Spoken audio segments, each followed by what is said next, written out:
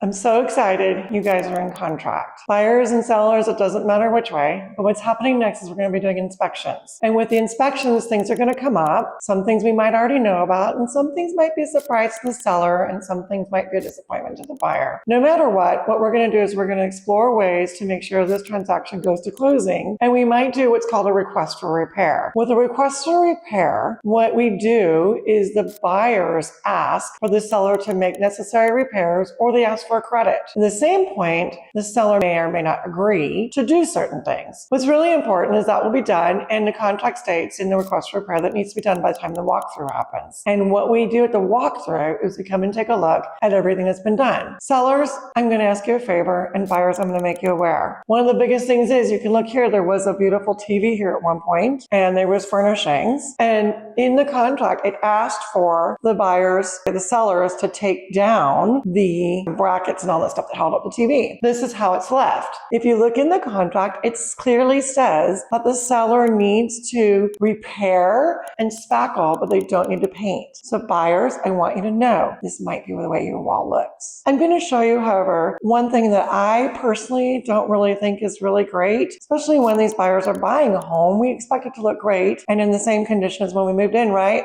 Come follow me. I'm going to take you into a room and show you what I really don't want you to do. Come on and follow me. In this room, it was staged, and there was actually some of the seller's property was still here. And what they had was they had a bunch of knick-knack stuff screwed into the wall. And I did notate on my Avid that that was going to be removed. And Avid is an agent visual inspection. I did notate it, but what was a shock was all these holes. There's 27 of them. All of them had spackle, so it looked a lot like that TV thing that I just showed you. It looked like the wall had the measles, which was totally not okay in my opinion. And it wasn't okay in the buyer's opinion. So sellers, what I'd like you to really do is make sure that you're leaving in the house in the best condition, the best light possible for the buyers. And buyers, just take note that this might happen. And I want you guys to be prepared for it so that we don't have issues and we don't have disappointment and angst at close of escrow, because that's not my goal at all. I want to have it smooth sailing, easy turbulence, no problems.